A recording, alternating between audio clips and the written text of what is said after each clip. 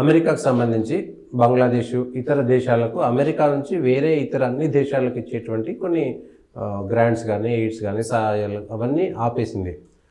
అందులో బంగ్లాదేశ్కు ఆపడం అనేటువంటిది కొంత భారతదేశాన్ని కలిసి వచ్చేటువంటి అంశమా? ఎందుకు ఆపారో ఎట్లా దాని ఎట్లా విశ్లేషణ చేసుకుంటారు?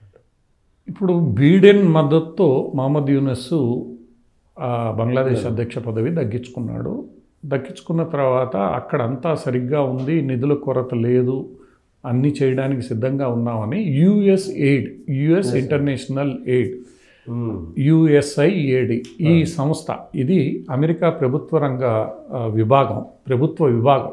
ఈ విభాగం ద్వారా అమెరికా ప్రభుత్వం చాలా దేశాల్లో చాలా ప్రాజెక్ట్స్ నడుపుతూ ఉంటుంది. ఈ విభాగం అనేది డీప్ స్టేట్లో భాగమని ఈరోజు అమెరికాలో కూడా ఇప్పుడు నిన్నగాక మొన్న FBI డైరెక్టర్గా నామినేట్ చేయబడ్డ కాష్ పటేల్ కానీ, నేషనల్ ఇన్వెస్టిగేషన్ ఏజెన్సీ CIAకు అధినేతగా నామినేట్ చేయబడ్డ తులసి గబ్బార్డ్ కానీ, ఇక్కడ వాళ్ళు కూడా చెప్పింది అదే.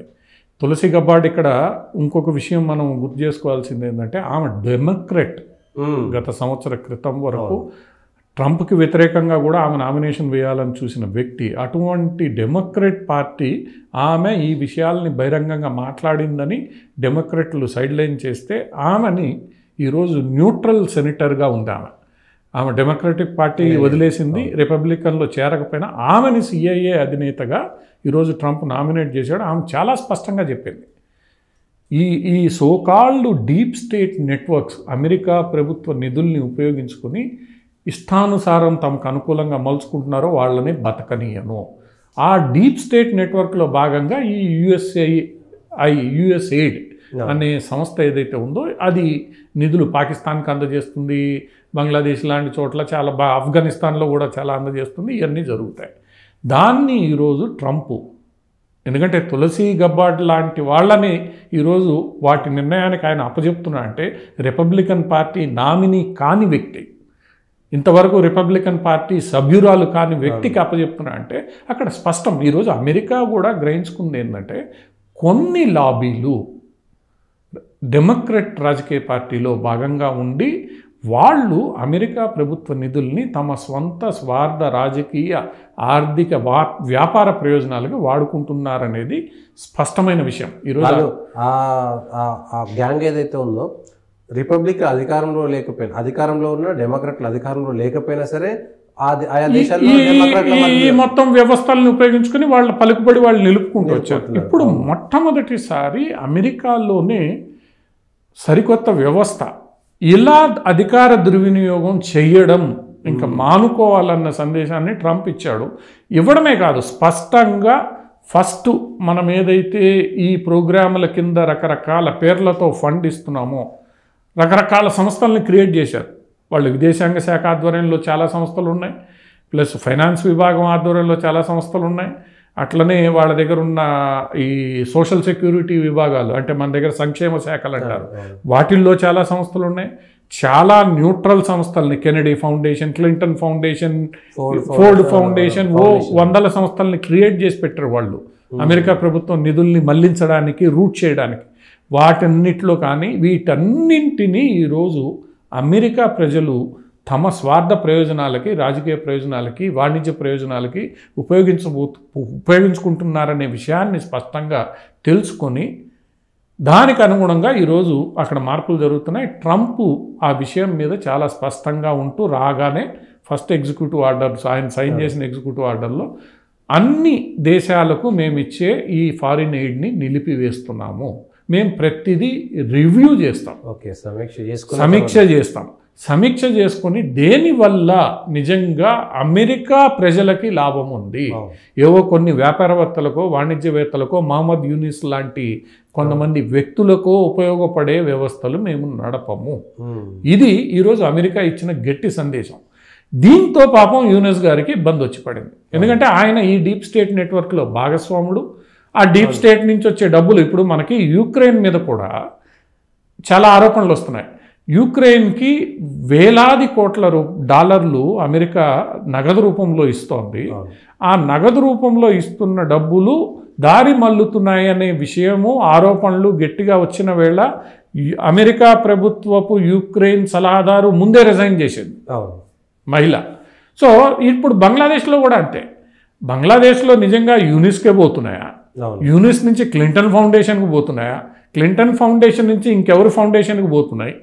అంటే నిజంగా బంగ్లాదేశ్ ప్రజలకి ఉపయోగపడడానికి ఇచ్చిన డబ్బులు బంగ్లాదేశ్ ప్రజలకు ఉపయోగపడుతున్నాయా, లేదా ఎవరి జోబులు నింపడానికి? మీకు గాజాలు దొరికినాయి కదా, అక్కడ ఉన్నటువంటి హమాస్ దగ్గర అన్ని విదేశీ సంస్థలు అన్నీ ఉన్నాయి కదా. అందువల్ల నిజంగా ఒక మంచి మనసుతో ప్రజలకు ఉపయోగపడడానికి చేసే పనులని అడ్డం పెట్టుకొని అమెరికాలో ఉన్న ఒక వ్యవస్థ, ఆ వ్యవస్థకి సహాయకారిగా ప్రతి దేశంలో తయారైన వ్యవస్థ. ఈరోజు ప్రధానమంత్రి ఒక స్టేట్మెంట్ ఇచ్చాడు మనకి నిన్న పార్లమెంట్ సమావేశాలు ప్రారంభం కావడానికి ముందు. ఏం స్టేట్మెంట్ ఇచ్చాడు? ఫారిన్ ఇంపాక్ట్ లేకుండా సమావేశాలు మొట్టమొదటిసారి ప్రారంభమవుతున్నాయి, సంతోషదగ్గ పరిణామం. ఈసారి మన దేశపు సమస్యలు మనం చర్చించుకుంటాం.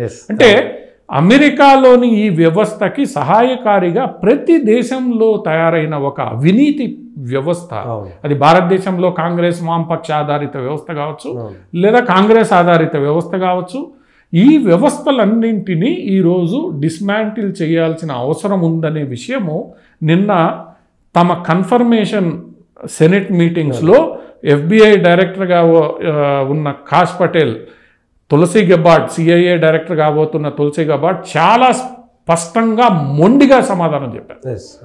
ఈ విషయం మీద సెనేటర్లు ఎంత దాడి చేసినా వాళ్ళిద్దరూ జరుగుతున్నది ఇది, ఈ వాస్తవాలు మీకు తెలుసు, ఈ వాస్తవాల్ని మీరు దాచిపెడుతున్నారు, మీకు వచ్చే ప్రయోజనాలు ఏందని అడిగారు వాళ్ళు. దాంతో మాట్లాడలేక ఈరోజు వాళ్ళిద్దరూ సెనెట్ మీటింగ్స్లో వాళ్ళిద్దరి వ్యవహార శైలి ఈరోజు చాలామంది ప్రశంసలు అందుకుంటుంది. అంటే అమెరికాలోని ఒక వర్గం ఆయా దేశాల్లో వాళ్ళకి మద్దతుగా మరికొన్ని వర్గాలు చేరి డబ్బుల్ని దోచుకుంటూ తమ జోబుల్ని నింపుకుంటూ తమ వ్యాపారాలను చేసుకుంటూ చేస్తున్న ఈ వ్యవస్థ ఎట్టకేలకు అమెరికా అధ్యక్షుడు గుర్తించడం, అమెరికా ప్రజలు గుర్తించడం, ఆ వ్యవస్థ గుర్తించిన దాంట్లో మహమ్మద్ యూనస్ లాంటి భాగస్వాములు, రాహుల్ గాంధీ లాంటి భాగస్వాములు ఈరోజు పాపం డబ్బులు రావు, వీళ్ళు ఏదో సంస్థ పెట్టించి వీళ్ళకి ఎంకరేజ్ చేయడానికి హిండెన్బర్గ్ లాంటివి ఉండవు. ఎప్పుడైతే ఈ నెట్వర్క్ డిస్మాంటిల్ అవుతుందో రాహుల్ గాంధీ కానీ మహమ్మద్ యూనస్ లాంటి వాళ్ళ ఇబ్బందులు తప్పవు. ఈరోజు బంగ్లాదేశ్లో మరీ ఇబ్బంది, ఎందుకంటే సహాయం చేసే భారత్తో తగాదా పెట్టుకున్నాం. అమెరికా ఏదో పొడుస్తుందని ఇప్పుడు అమెరికా చేతులు ఎత్తేసింది. నువ్వు పాకిస్తాన్ని తీసుకొచ్చి పక్కలో కూర్చోబెట్టుకున్నావు, నీ బట్టల్ని కొందం మానేస్తున్నారు. ఈరోజు బంగ్లాదేశ్ పరిస్థితి ఏంది? పాపం ఈ యూనస్ పన్నిన కుట్ర వల్ల ఈ డీప్ స్టేట్లో భాగస్వాముడై ఈరోజు ఏడవబోయేది బంగ్లాదేశ్ ప్రజలు. అది ఇంకొక 6 నెలల్లో తేలిపోతుంది. ఎప్పుడైతే 6 నెలల్లో తేలుతుందో, ఏ ఉద్యమం పేరుతో మీరు హసీనాని బయటికి పంపించారో అదే ఉద్యమంతో నిన్ను చెప్పుతో కొట్టి బయటికి పంపించే రోజులు ఉన్నాయి. నువ్వు అలానే పారిపోయే పరిస్థితి వస్తుంది. ఆ విషయం ఈరోజు స్పష్టం. ఆ విషయాన్ని ఎప్పటికైనా బంగ్లాదేశ్ ప్రజలు గ్రహించాలి. బంగ్లాదేశ్ ప్రజలతో పాటు భారతదేశంలో ఉన్న ముస్లింలు కూడా గ్రహిస్తే కాస్త మంచిది. లేదు మేము ఆడుతామంటే మంచిది.